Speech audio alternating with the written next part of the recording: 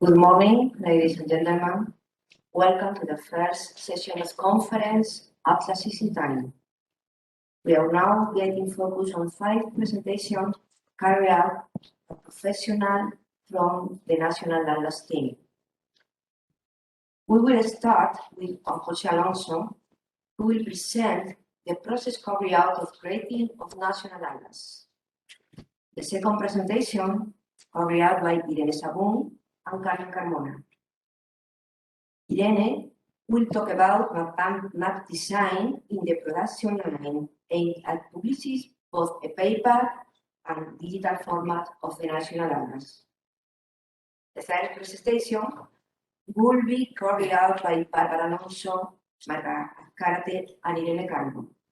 They talk about toponymy not in the Spain, which presentation was presented yesterday.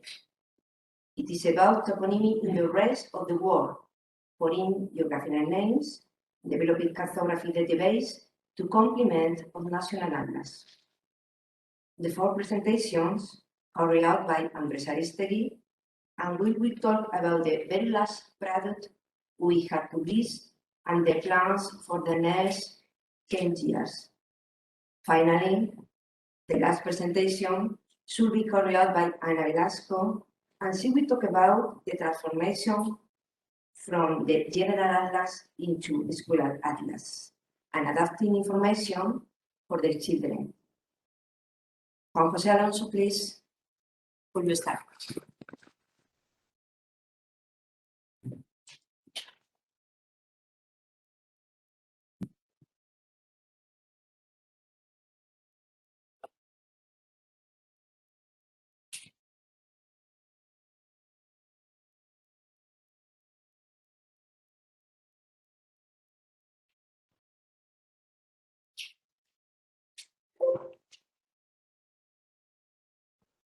Hello, good morning.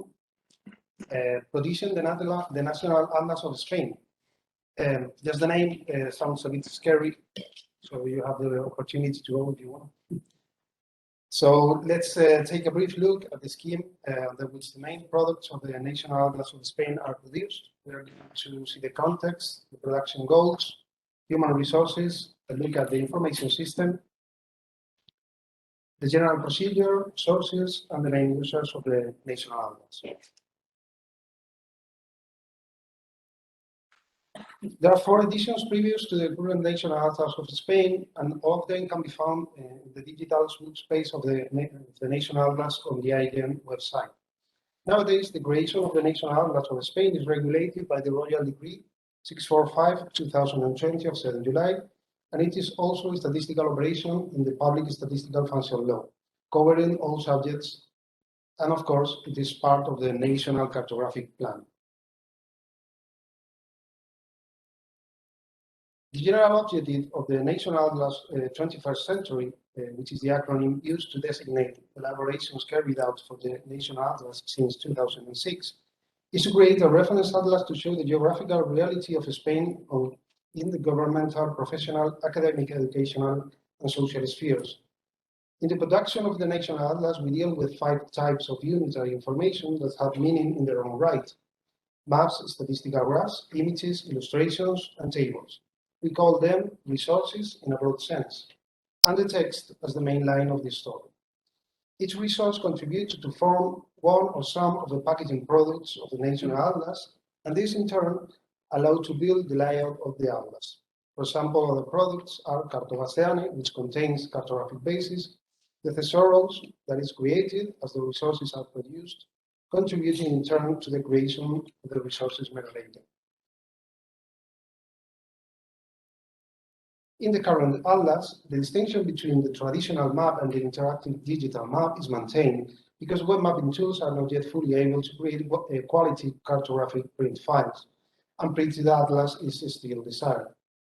This website will be explained in a separate presentation, just to say that GeoPortal is the central website of the National Atlas contents. My colleague Irene Sahagún will tell you more about publication issues, but I want to point out in this slide that the resources are elaborated individually, but they are dealt with as a whole. with the text so that the story conveys a unified message. We do not make single maps, we make books that contain maps. And all of them tell a story that a map catalog or a list of automated maps are not usually able to communicate, unless the reader has some knowledge on the subject. That story has perspective and in any case can have background effort of analysis. For example, in this map, which shows the number of repair companies for personal equipment, household appliances, and so on per 10,000 inhabitants, it is immediately apparent that in Galicia, Asturias, and the Canary Islands, there are very high values. In this type of atlas, we think that it is good to explain the reason for these things to happen. And this point has been always considered a priority in the national atlas. Of course, the possibility that the user makes its own analysis is very important, and that's why interactive functionalities are a must.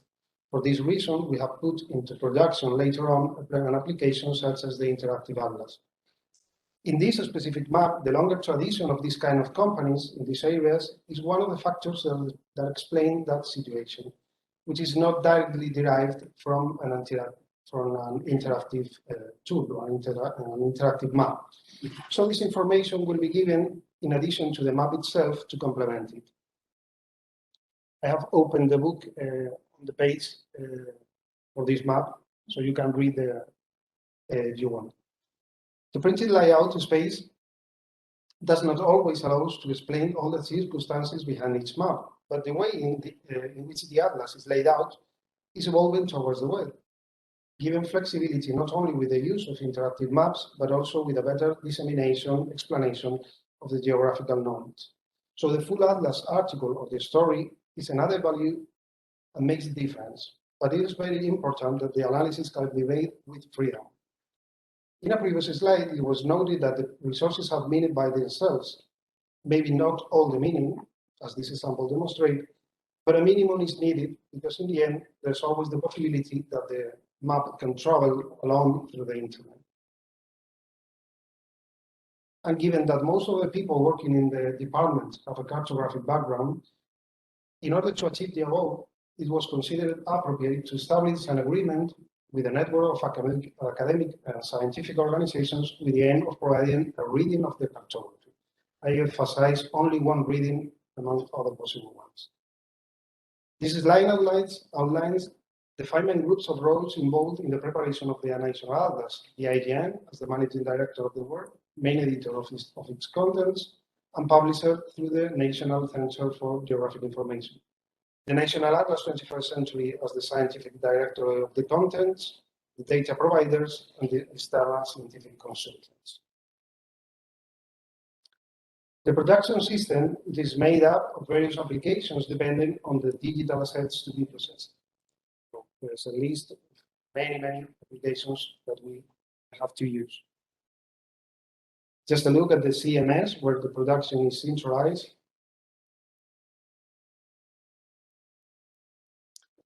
One of the main elements of the system is the base cartography stored in a single database called Cartographic, and it has the following characteristics. It is thematically diverse, dynamic, it covers diverse geographic areas, variable spatial resolution with different cartographic projections. It also considers the life cycle of geographic objects in National Atlas reality, and it is a digital cartographic model. The objectives of the general production procedure are to elaborate any type of resource from its conception to its publication, to allow that some actors to take over the task of others while being absent, and to facilitate that resources can be produced simultaneously. The general production procedure starts with the definition of the product according to the requirements of the main users who are involved in the process, scientific and academic organizations, and to a lesser extent, data providing organizations. These requirements are recognized by the general management that corresponds to the IGN. The scientific network is outside the IGN so that it can act with freedom in terms of defining resources based on the available data. After the definition, there is a draft agreement. A workspace is created, source data is collected, may be processed. The work is assigned to an editor, edition is made, and a first visual quality control is made. Afterwards, a quality control is made by the network, and finally, a resource agreement with the IGN. The rest of the phases are systematic and semi-automated.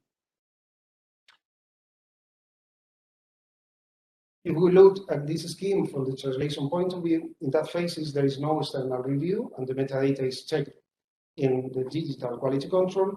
And in both languages, while the layout is being produced, digital quality control and metadata control are carried out. This requires a careful organization.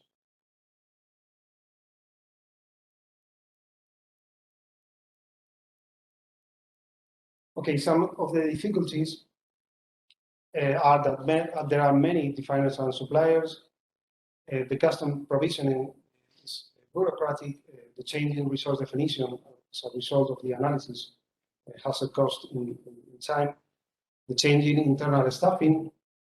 But as a counterpart, the achievements and the added value are that more people produce a better overview of the reality. Some exceptional customized data are made public thanks to the National Atlas publication. We do not represent first incoming data without making some analysis, and also several points of view may improve the process. As it could be otherwise, there are many sources to elaborate Atlas. In this slide, classified for base and thematic layers and for different areas. And here the difficulties are, as always, that each source must be handled individually. My colleagues, Bárbara Alonso, Marga Arcarate, Irene Calvo will tell you about toponymy in cartographic databases with an application to a 10 million scale world map. In this map, sources handling has been particularly difficult.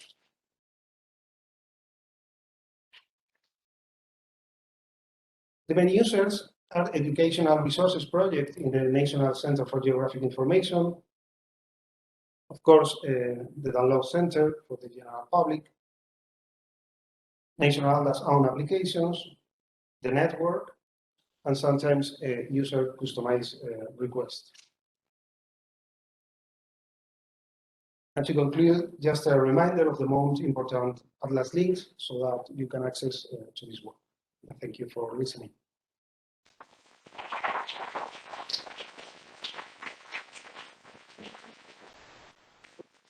Thank you, Juan. And now the second presentation carried out by Irene Sahagún. Please, Irene.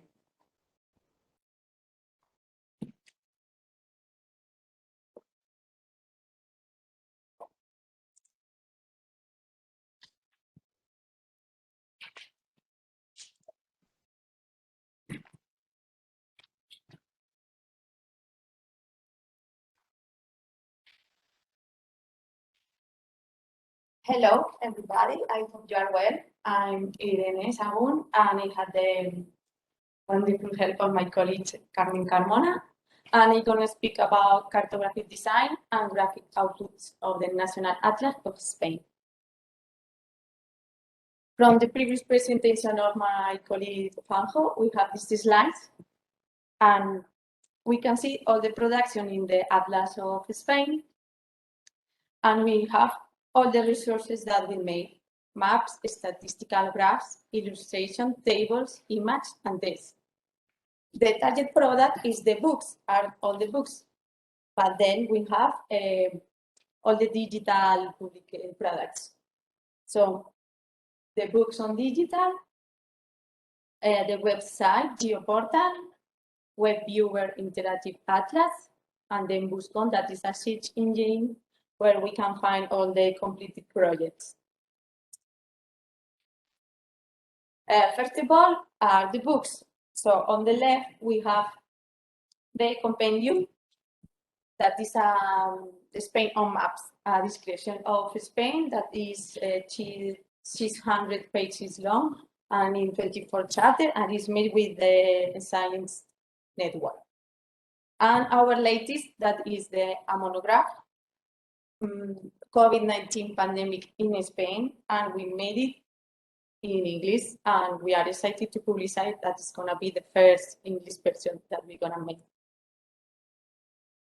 All of the books we can find in the virtual shop in the National Center of the Geographic Information. And now if we want to go to digital books, we have the National Geographic Institute website, activities, National Atlas of Spain, and we can go to the icon digital books. And we'll get all the books in PDF format and also in chapters, depends on your interest. This is how it looks, and we think it's beautiful. Also, in the download center or the National Center for Geographical Information, thematic geographic information, we have all the maps one by one. So you can download one by one, and then if you press on the descarga, that is download, we have a file with the content of the formats, the variable data, cartography basis, and metadata. It always be like this, but the data will only be able if the supply entity has given us the permission to do it so. This is individual maps from individual map parts and topics from the monograph in English. Also, in the download center, we can get all the cartography bases that we use in our maps. And we can get both in vector and raster format. We can see that it's a file and UT. Next one is the website, the GeoPortal. We can go to the National Geographic Institute website and click in the icon, or go directly to the browser and type in atlasnacional.ign.es, and we have the index on the left, like the chapter of the compendium. On the bottom, we have the link to the other outputs. Here is the monograph that, as Juan José, that is under construction for the English version. And on the bottom, the highlight map of the month. This is a page of the GeoPortal, and it's a reflection of the books. So we can see the text, the statistical graphs, and the maps. The maps has the link to the PDF format, the data. I repeat always when it's available, at the permission. An interactive version. So the interactive version, we can go again to the National Geographic Institute website, or directly for the GeoPortal. So this is the interactive atlas that it works only for statistical maps. For qualitative maps, we are thinking in the future to do it with ArcGIS Online, and we will see. At the moment, this is for statistical maps, and it's made with GeoClip software. And in its database, we can find all the official data, that we use in the maps. So on the left, we have all the data. It can work in a dynamic way, so we can select territorial areas, we can adjust size, colors, and their scope. We can see everything in the like a display for the map, but always as well table and a summary of the data with statistical graphs and reports. So this is going to be for a better understanding and analysis. Here we can see that we can mix the symbology. So we can mix here pie charts and choroplates. And it's important to note that the indicators can only be combined in the same level of aggregation. So here we have province, so we can mix data province with province, but not with regions, for example. This is an interesting thing for the users because they can import data and do maps, personalized maps, and then combine with the official maps. And the last one on the list, the Buscon. That is a search engine based on the thesaurus, created specifically for the retrieval of resources. This is a powerful tool as it preserves the history of the National Atlas of Spain. So this is an image of the first publication that was made in 1955. So here is an example of the livestock has been treated. 1955, this one is for the 1996 and 2009. So in conclusion, all our outputs are interrelated. Publishing both on paper and digital format leads to a very rigorous requirements at each step of the production process, both technical and in terms of design of the resources, in order to guarantee quality and homogeneity of all formats. And all the digital is for free. Except from the book, everything is for free. Thank you for your attention, and I hope you visit the websites and everything. Thank you.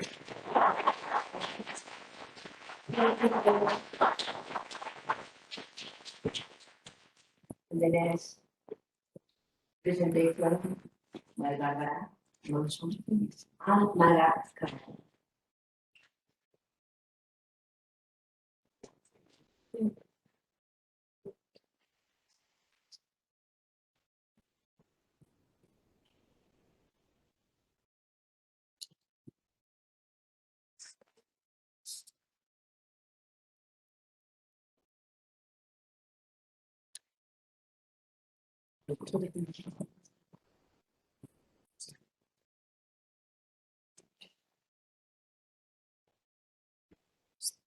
Así.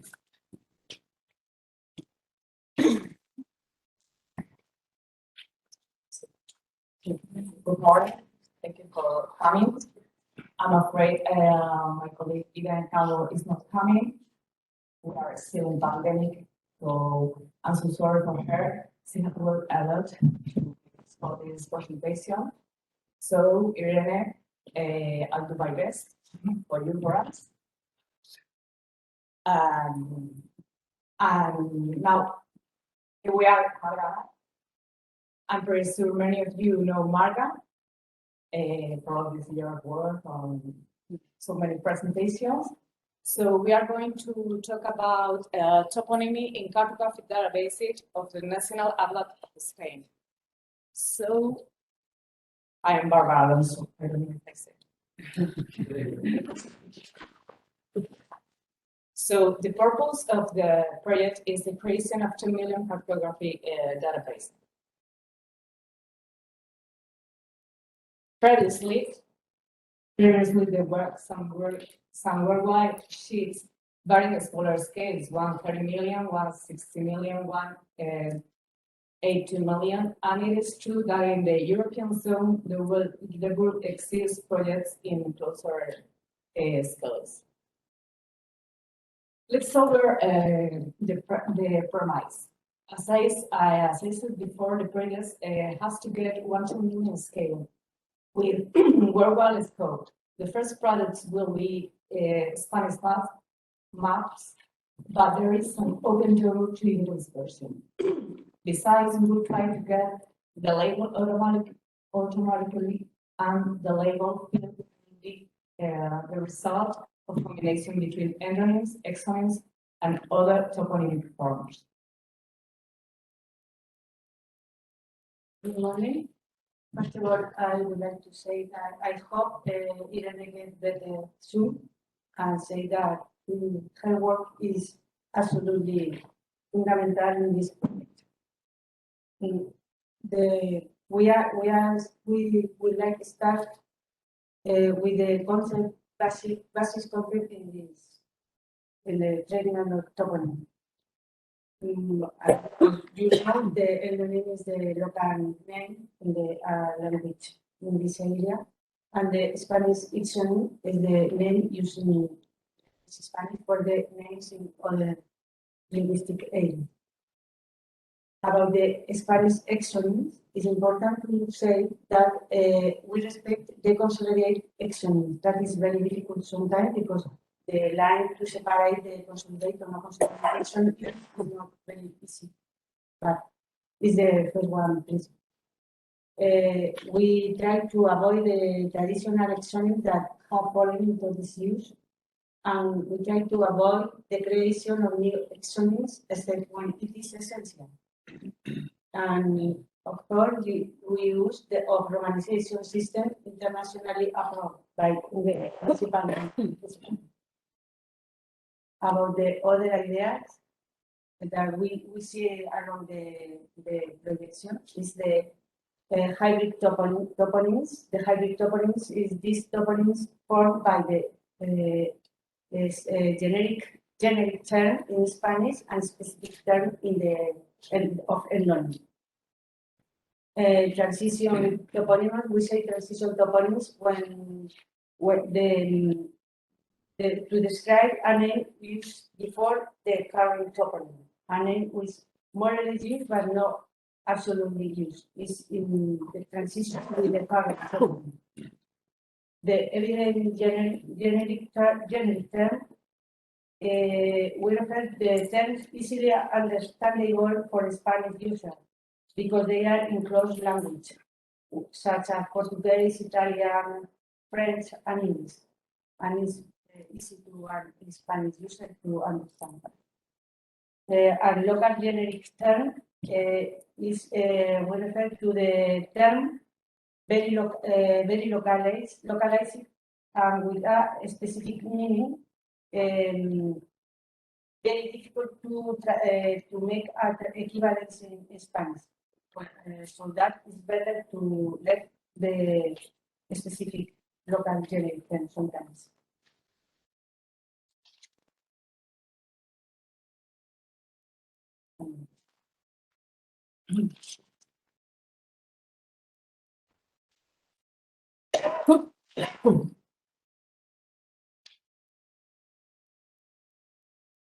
What are the groups of features created to establish the toponymy? The first one is compounded by settlements and territories, and then we have ordnance, both continental and oceanic ones, then coastal toponymy, island toponymy, and finally continental and oceanic hydronyms.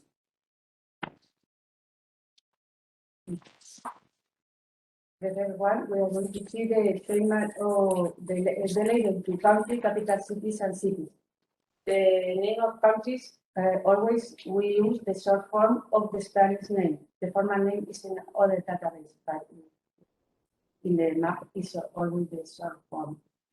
We use the endonym to capital cities and cities. This kind of feature class don't have generic term. It's important to say that we put in the database also the Spanish exonym because sometimes can be necessary to put in the map in brackets or in the edge or map, the borders. So we have some example. You can see the name of the country, Irlanda, and Bélgica, creo, Bélgica. Irlanda, Bélgica is a Spanish exonym. And for example, we have here the capital of Ireland, Dublin, Bale, Clyde, I think. It's a double endonym because both names are official. So we have separate as last. The next one, the other cities, you know, we are the endonym. So we have the endonym for capitals and cities and the Spanish exonyms for countries.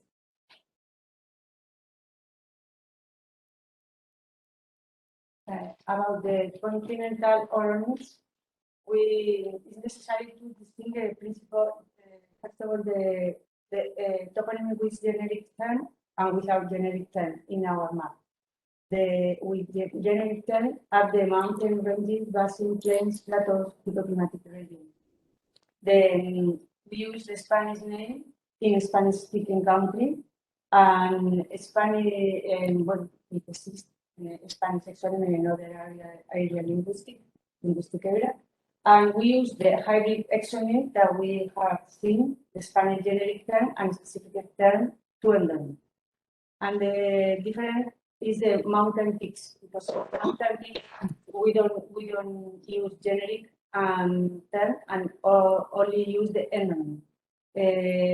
It's not necessary to use the generic term because they have the particular symbols, triangle in the map. It's very easy to distinguish it's mountain peaks and explore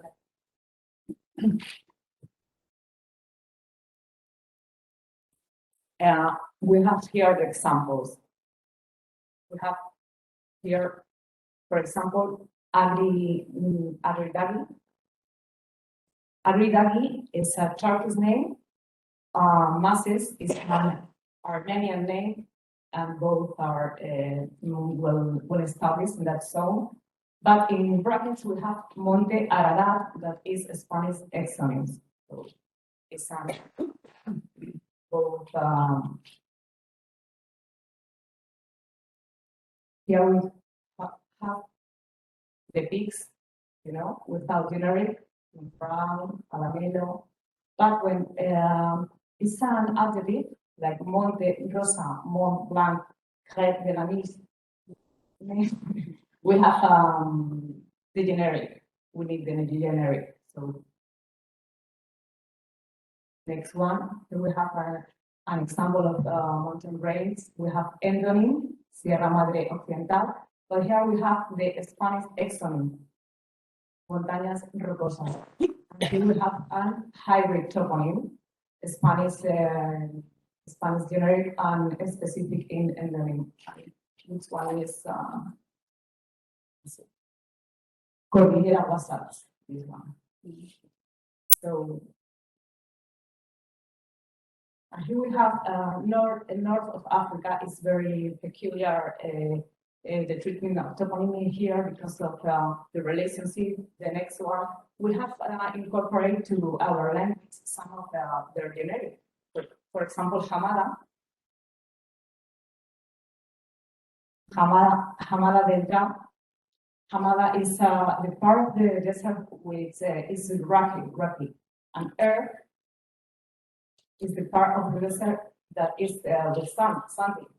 So we both use even in Spanish cartography this generic because we don't have this kind of feature in Spain.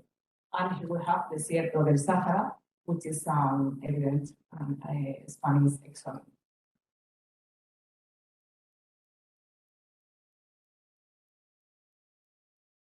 It's important to say, I don't talk about the use of bracket or slash. We use bracket to specify something and slash only to separate the official names only.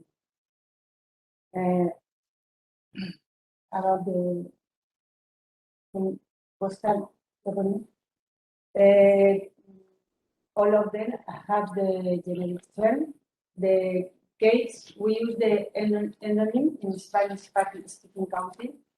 We use the endonym in other linguistic area when the term is generic term is evident, that we say before, because it's the name for French, English, or Portuguese is very easy to. It's not necessary to make the translation. It's a complete endonym. But we make the hybrid exonym when the generic is not evident, we put the generic term in Spanish and the term of the environment. And in Peninsula, the Peninsula Gulf States mixed form entities, we always make the translation because they are particularly forms, and we think it's better make the translation to Spanish. We say we use the Spanish exon or the hybrid toponymy. So let's go with examples. Here we have. All right. Cabo Espartel.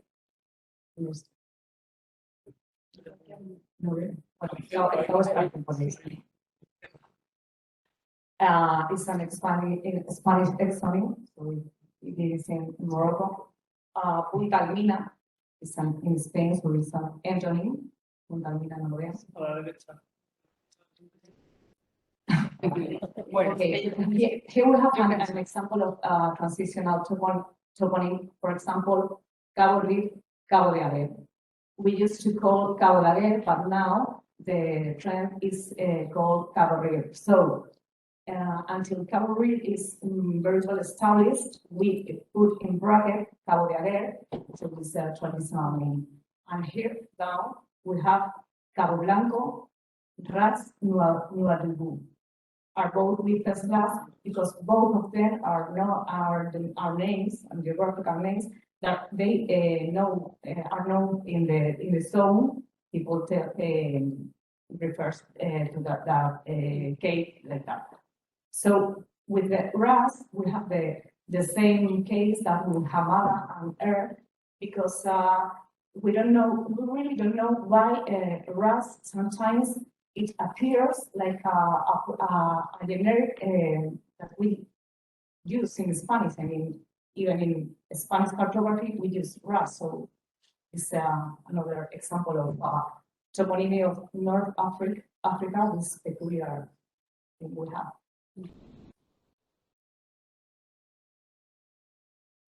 Just the peninsula, they are in Spanish.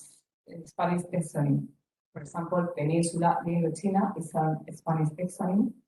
Peninsula de Malacca, Gulf de Tailandia, Delta del Mekong, they are all Spanish exonyms. We need to put the generic to explain because it's a very wide area. So people, Spanish user needs to know where it is. It is because the generic is in Spanish.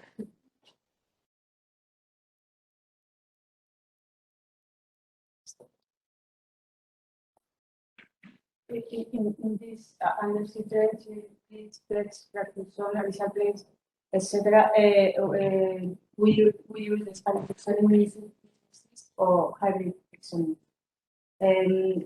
Only to say that to oceanic orogenies, we use the terminology of International Geographic Organization that has the translation to English to Spanish, and that is important. Other little thing I would like to clarify, when we say exonym, when used generic term in Spanish and specific term in other language, in strict sense, can be no considered an exonym because it's a mix. Can be considered an endonym or in, but we use the exonym because in database it's very important to make the difference with the complete endonym. It's for that in our database when it's hybrid exonym we put in the exonym, in the field of the endonym. So we just have two fields, exonym or endonym. So hybrid are going in exonym. Yes. Here we have the examples. Monte de los Matemáticos, Cuenca de Guatemala, you know, all Spanish name, Spanish exonym. Abismo de Challenger. Abismo de Challenger is a hybrid toponymy because we don't translate the specific Challenger. So continue that I hyperlink. can continue.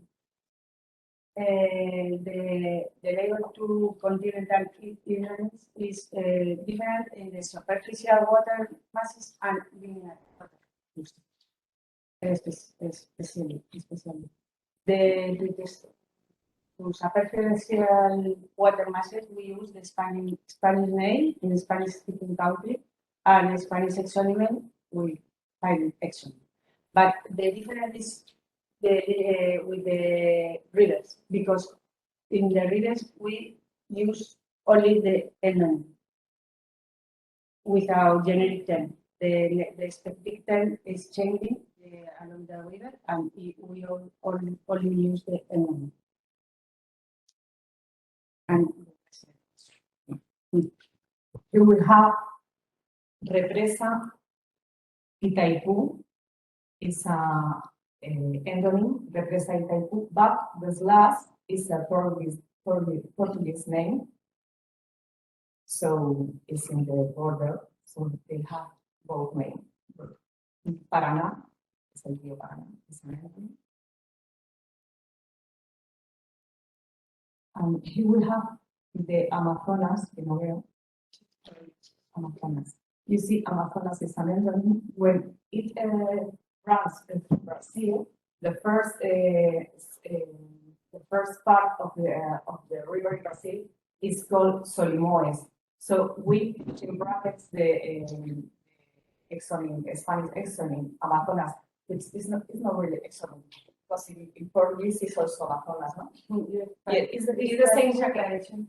Yeah, it's to clarify, because the Amazonas is changing many times. His name, yeah, the name.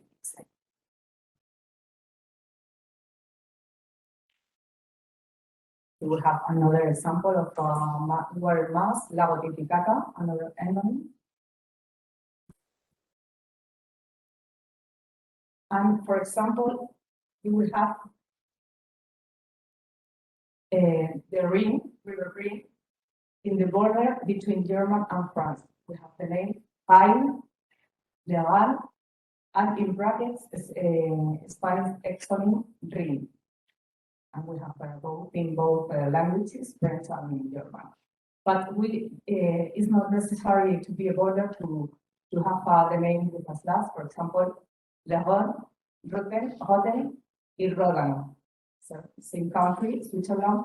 So this river has several languages. And here we have Lago de Constanza is a Spanish exonym.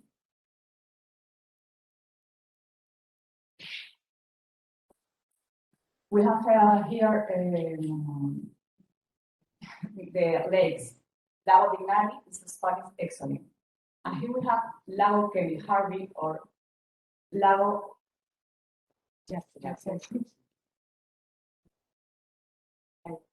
Lago, no sé qué pone ahí. Bajo cero, Lago bajo cero. So we put Lago, Spanish word for lake, the generic, but even Harvey, see Harvey, many Harveys, many Theros, it means something word in Finnish or in Russian. So even we duplicate the name, we cannot split the word because we don't know where cut the word. I mean, you know. So it's redundant. Yeah. Yeah, because the compositive and we have made a redundant toponymy that we think is important to the Spanish user to know that's Lago. We can put only the specific term and we decide to make the repeat to the generic term.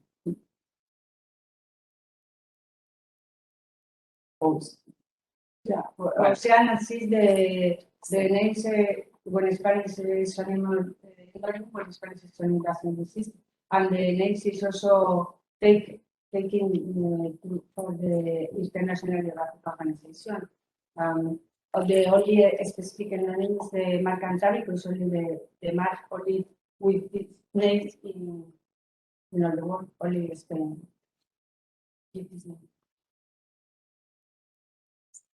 And there is a little debate about the name of oceanic endonyms or exonyms because they are saying well, a lot of countries. Okay, we have Mar Mediterráneo, it's an Spanish exonym. So Mediterranean Sea is not, it doesn't belong to anyone. So it's an exonym in any language, no? Yeah, there is a debate, right?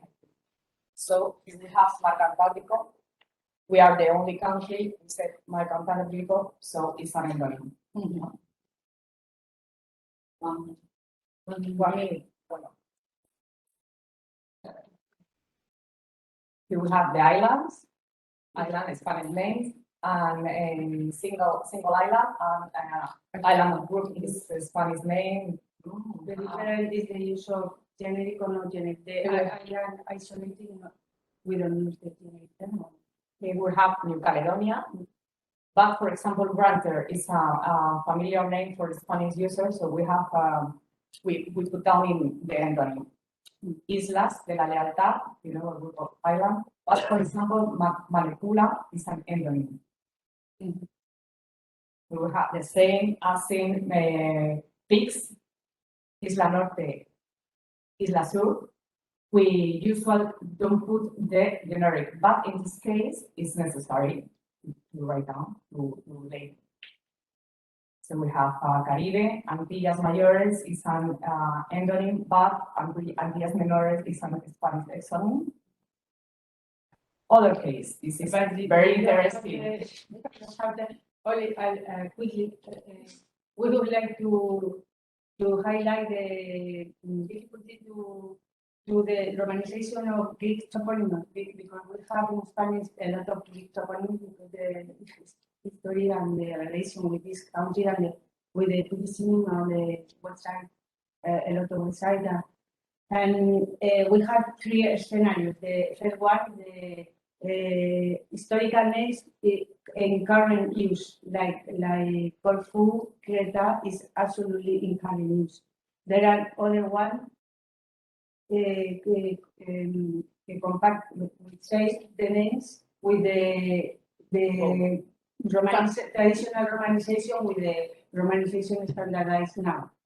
And we use the bracket to make the difference. Tira is a transitional name. Tira and Titera is the with the old system of romanization. Yes. Yeah. Okay. Only one thing about toponymy, about the shows. We don't know when because Andrés did ask her this time, no? Andrés, will you ask your time? That's fine.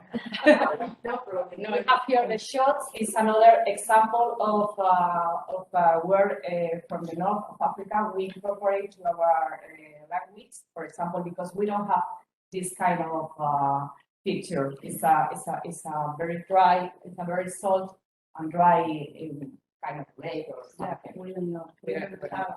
So, but finally, no, we have to talk about our book. The last one. Yeah. No. It is our book that about excellence in Spanish. We hope to be translated in English. And we hope everyone could use it will be free upload. So thank you so much. Thank you so much, Irene. Thank you. Thank you, Irene. Thank you.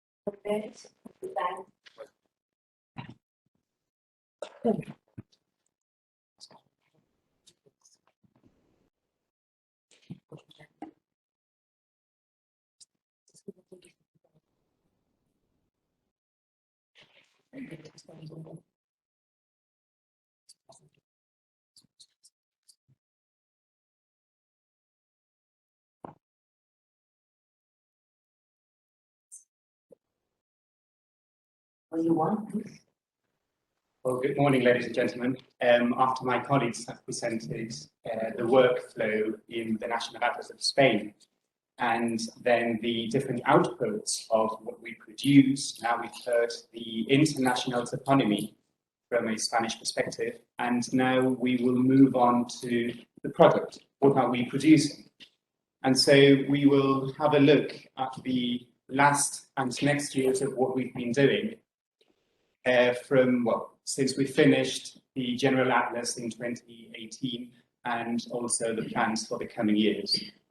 So basically, we finished this, what we call compendium, which is like the General Atlas. It's over 600 pages, 24 chapters, including 77 topics.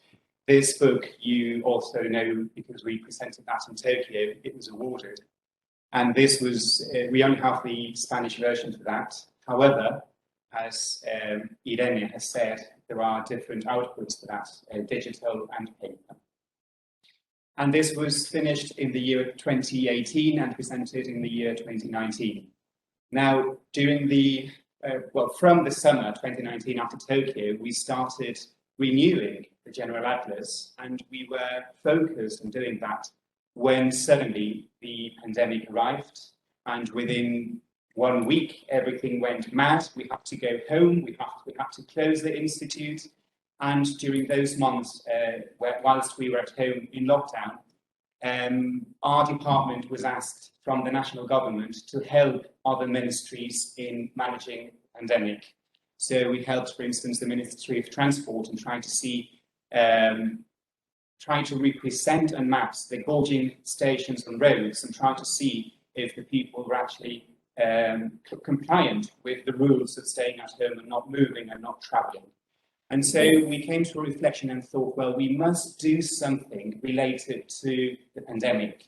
And we have to give a geographic and cartographic perspective of what's happened in Spain in order to tell the world what's been going on here and trying to see similarities and differences with the rest of the world.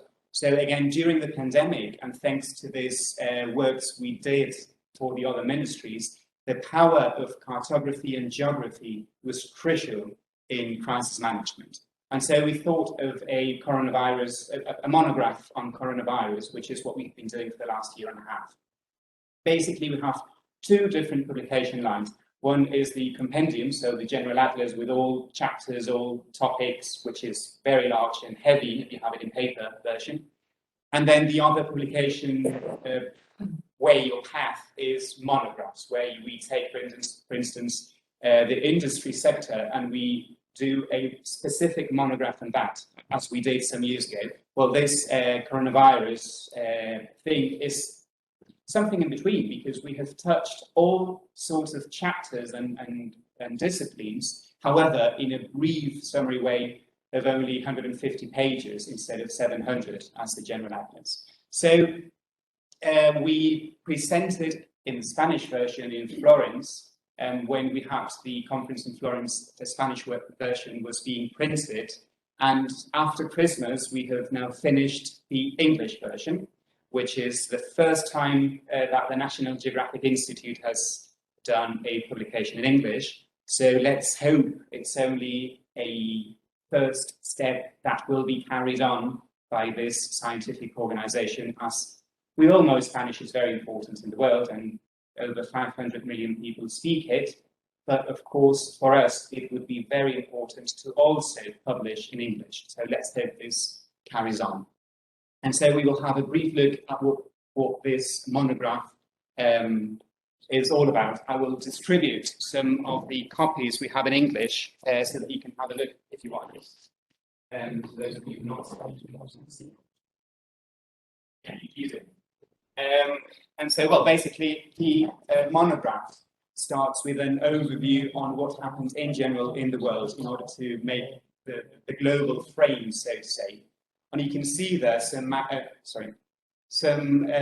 like for instance this one. You can see in green, from green to red over yellow, the different first days of the month of the year 2020. So you can see in green, for instance, in February there was only cases in China. Now it goes into yellow when it arrived in Europe, and then it goes into red when it went to the Americas. So you can see the whole transition of how the coronavirus spread across the world. Or you can see here the deaths from COVID in the European Union.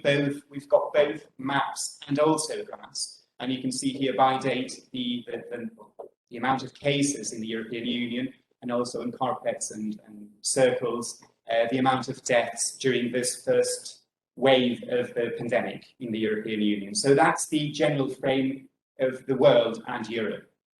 Now we move on to the second section, the second part of the publication. We split the first wave of coronavirus in different phases, but then at the end we have an overview. And these are the different phases: how it started, how it arrived, putting resources into action, the rising phase, and then the downward phase towards June 2020, then an overview. And at the end, we have included different spatial behaviors in different Spanish urban areas in order to see, for instance, in Barcelona, and I saw the map in English before at Irene's presentation, how income, for instance, has influenced the amount of cases in Barcelona or in Madrid. We saw that in Florence, so I didn't want to repeat the map here today. Anyway, like this, sorry, went back again. You can see here, for instance, the overview. You can see the average amount of deaths by province during the previous 3 years, so 2017 to 2019, this is the average, and this is what happened in 2020. If you look at Madrid, for instance, over double the amount of deaths happened in 2020 in comparison to 2019. And if you look at Barcelona, it's almost double. But even small provinces like these ones around here, that Real, for instance, it's got about 500,000 inhabitants. And you can see the circle here in the previous years and the circle here, and it's twice as big. So the impact of the pandemic was very important in Spain during this first wave of the pandemic. And so this second section of the book, this second part of the book, is devoted to the health crisis and mortality and so on. And then the third part of the book focuses on the effects it's had in Spain on mobility, for instance, when we were all in lockdown, on economy, labour market, public finance, education, solidarity, even environment. The environment chapter is quite interesting because, well, we'll go into that afterwards, just a minute. First of all, for instance, transport here. You can see here the airports in Spain. On the left, you've got the amount of passengers in the year 2019, and on the right, it's 2020. Well, you can see Madrid, Barcelona, Mallorca, and Malaga. These are the 4 biggest airports in Spain. And there is a huge difference because no one was flying. But it's also very interesting to see, for instance, here Mallorca. In usual situations, only a fourth of their passengers come from domestic flights from the rest of Spain. And almost 75% of passengers come from the rest of the European Union. Many Germans, British, French, Dutch go to the island on holidays, even have a house in Mallorca. Now, during the pandemic, also borders within the European Union were closed, so nobody was allowed to come to Spain. And if you see on the right-hand side here, you can see that during 2020, well, the amount of passengers is obviously much smaller, but also the share of domestic flights is much higher in Mallorca. So you can see also those consequences on transport. Now, economy, for instance, during lockdown, well, on the right-hand side, you see a graph of the service sector by month during the previous year and how it suddenly just collapsed. The red line is the food and beverage service. All restaurants were closed, all bars were closed, so it just dropped by almost 100. Everything was closed. Now, on the right, on the left-hand side, you can see the companies deemed as being essential. That's crucial because during lockdown, only those people working in company or at companies deemed as being essential were allowed to go to work. Now, if you look at the urban areas like Madrid, Barcelona, and here along the coast, where, well, urban fabric is very important, you can see that the amount of companies deemed as being essential is rather low. Instead, in agricultural provinces, almost everyone was at work. Now, this should make us reflect on the economy in the European Union and the importance of agriculture, how very little people we have in this sector and how very crucial it is when it comes to crisis. Now let's move on to the labour market, for instance. Unemployment rates did not rise from an official point of view. However, this is not quite true. What indeed happened in Spain, as in the rest of Europe, is that furlough schemes were planned and were put in force by the government. So those who were working and were not sent to the unemployment, they were under furlough schemes, which meant they did have a relation with the company, but they were not working and getting money from the government. And you can see here the amount of people on furlough schemes throughout Spain, which was huge during this time. Now, if we look at the public finance and the money the government was getting from taxes, you can see in purple, basically all regions. So that means the government got less money from taxes than they used to be. And that's especially critical in the Balearic Islands because there was no tourism at all. So nobody was there, nobody was spending money on VAT, for instance. It is also crucial in industrial regions like the Basque Country. And the only regions that remained above zero were those small ones, well, small from a population point of view, and very related to agriculture. So that's very important too. If we move on to the diesel and gas consumption, you can see here the comparison between 2019 and 2020, and you can see how it just fell in all sort of consumptions during spring 2020. So that's to the environmental effects. So this third section focuses on the effects it had on many different topics. You can have a look at the monograph. It is now being printed in the English version in the beautiful hardcover version. So we plan to have it towards the beginning of May. And this is what we've been doing in the last year and a half. And now what are we planning to do in the next coming 4 years? Well, we're going to resume what we were doing when the pandemic arrived, which is we're going to renew the General Atlas. And our program is in 4 years. We have to renew 24 chapters. So we're going to start this year, 2022, with the first, with the first 6 chapters of the book from here till Christmas.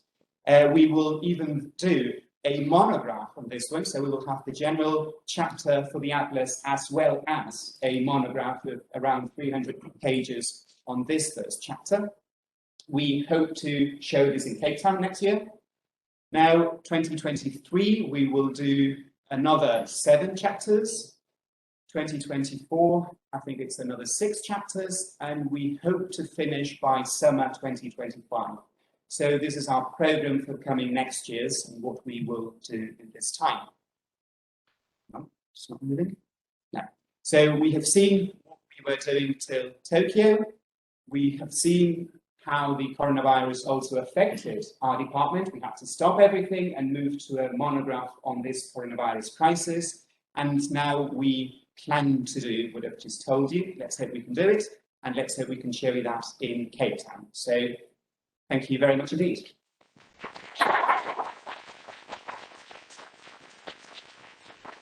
Thank you. Velasco, please. Sorry for the lateness. You are finished. Thank you. Thank you, Pilar. Good morning, everyone. I'm going to present the didactic atlas. The didactic atlas we are developing from the National Atlas of Spain. Well, it is a mission of the National Geographic Institute of Spain to create and maintain a line of cartographic products for education. We've been working in educational resources for more than 15 years, and some of these resources have been presented on the ICA conferences. The online education resources are hosted in the site Educa IGN, which is inside the IGN corporative website. Now, we publish around 60 different online resources at Educa IGN. There are four types of resources. Teaching and learning material, like interactive applications, manuals, or books. Maps, with, of course, the National Atlas, and a selection of general cartography. For schools, we offer physical, political, and nude maps of Spain, Europe, and the world, of course. Different series of educational videos, and some games like activity with interactive maps, jigsaws, puzzles, apps, even an escape room. They are aimed at different educational levels, from primary school to university. All of them are in Spanish, and some of them are in English too.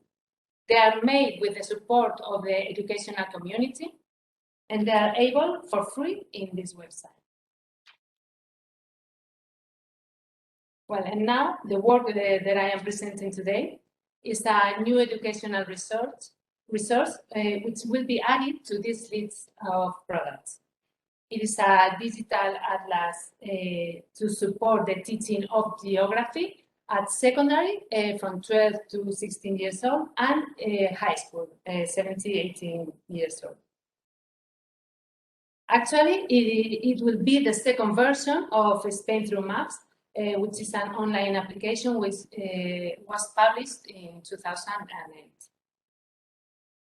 The didactic atlas is being created considering the curriculum of the Spanish educational system for the subject of geography. It consists on 15 lessons or themes for each educational level, for secondary and high school, each one dedicated to one of the learning standards established by the Spanish regulation for the geography subject: cartography, relief, climate, vegetation, water, population, migration, cities, urban networks, agriculture, industry, services, landscape, territorial organization, and international relationships.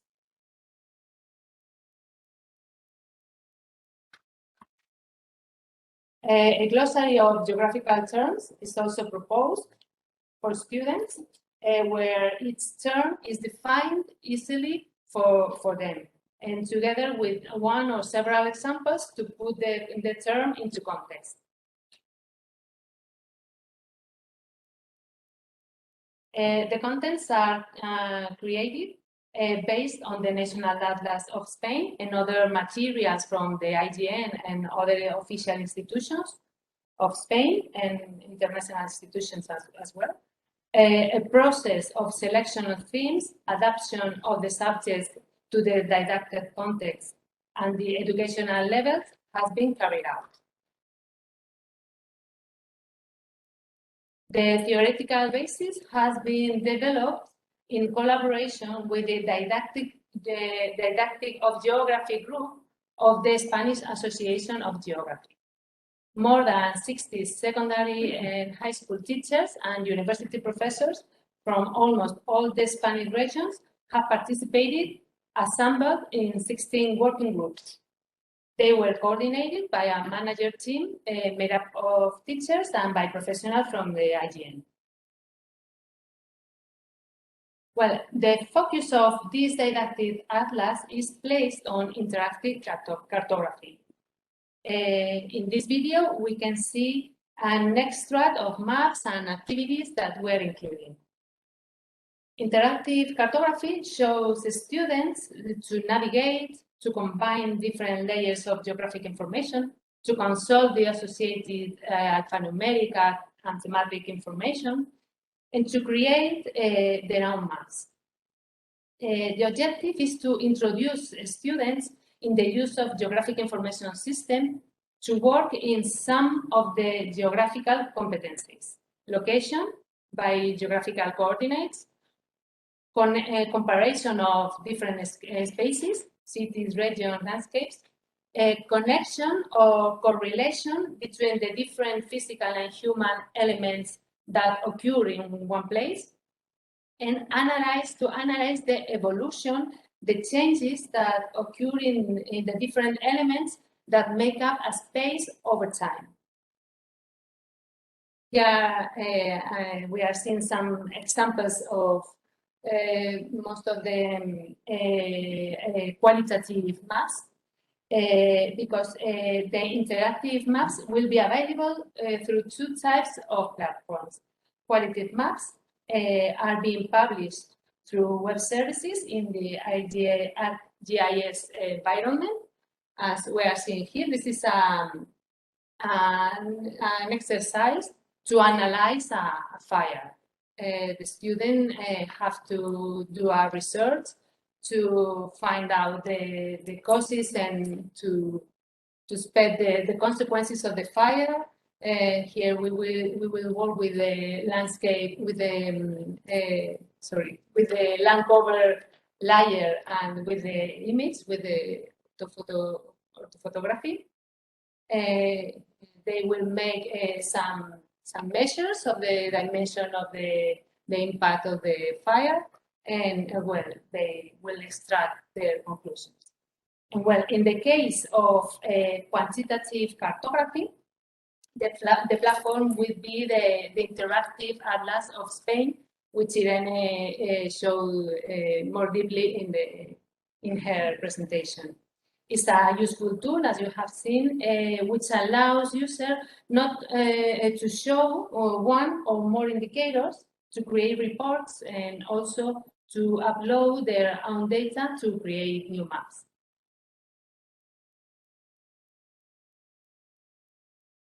Well, apart from theory and maps, the didactic atlas will include multimedia contents, didactic activities or feedback, and games to put into practice the knowledge acquired to support the self-learning of geography and cartography.